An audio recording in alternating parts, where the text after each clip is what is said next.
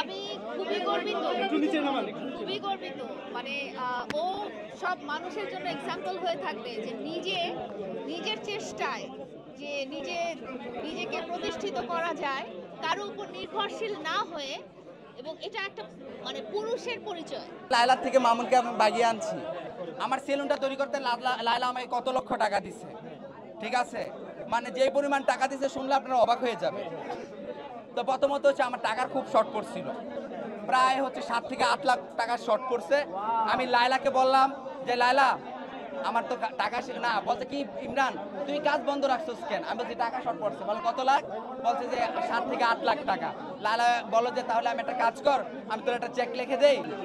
আমার সঙ্গে আইকন তো আমার লায়লা, ঠিক আছে?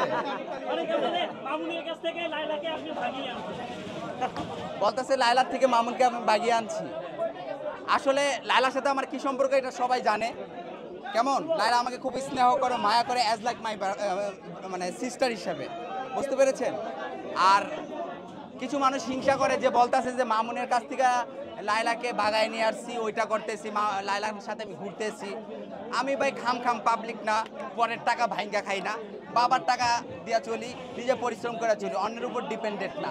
লায়লা আমার বড় বোন, বন্ধু, সব কিছু। এই যে সেলুনটা দিয়েছি, সেলুনটা কিন্তু সর্বপ্রথম অনেক সেলিব্রিটিদের সাথে আমি গেছি, বলছি আমি একটা সেলুন দিব। বলে তুই পারবি? এত টাকা কোথা থেকে নিয়ে আসবি? হ্যাঁ, তোরে দেখে কজনে আসবে? তারপর বলছে যে এই সেলিব্রিটি ওই সেলিব্রিটি সেলুন দিচ্ছে, ওরা তো অনেক মাপের বড় সেলিব্রিটি। ডিরেক্টলি বলছে যে অমুক সেলিব্রিটির সাথে পারবি, তার তো শাকিব খানের থেকেও বেশি ফ্যান্স ফলোয়ার। আমি কবে আমি সেলিব্রিটি না, আমি সাধারণ একটা মানুষ, আমি নর্মাল জীবনযাপন করি। মানুষ যতটুকু ভালোবাসে দ্যাটস ফাইন, আলহামদুলিল্লাহ। তাই আপনারা তো দেখতে পাচ্ছেন অনেক মানুষ এসেছে। অনেকে আমরা দেখেছি সাক্ষাৎকারে সাকিব খানকে ছোট করে কথা বলছে, সাকিব খানের চেয়ে সে স্টার।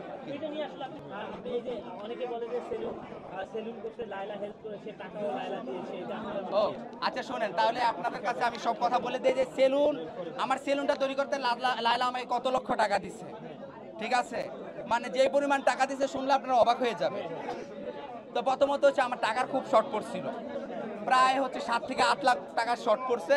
আমি লায়লাকে বললাম যে লায়লা আমার তো টাকা না, বলছে কি ইমরান তুই কাজ বন্ধ রাখছিস কেন? আমি বলছি টাকা শর্ট পড়ছে। বলে কত লাখ?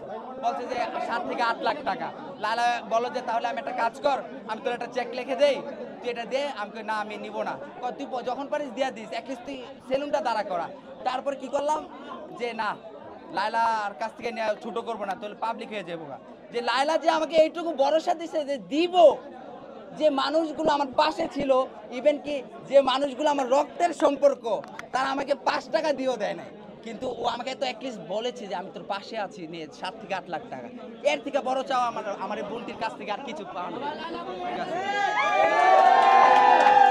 আরেকটা কথা, ঠিক আছে, আমার মানে হচ্ছে আমার এই ফ্যামিলির মধ্যে যে আমি এই যে পড়াশোনা করছি, হ্যাঁ, এই যে টিকটকার একটা ক্রিঞ্জ চুল কালার করতাম, এটা করতাম সেটা করতাম, আমি কিন্তু অশিক্ষিত হয়ে থাকতাম, অথবা আমি কোনো কর্মজীবীকে বিয়ে করছি না, রিক্সা চালাতাম, আমাকে জোর করে আমার এই যে আপন বোন, আমার মার পেটের বোন, এই যে এই বোনটি আমাকে লেখাপড়া করাতো।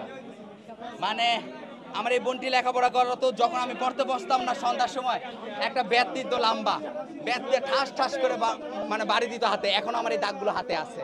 আজকে এই বোনটি যদি আমাকে শাসন না করতো, তাহলে মনে হয় আমি কখনো অ্যাডভোকেট পড়াটা শেষ করতে পারতাম না। এই আর কি।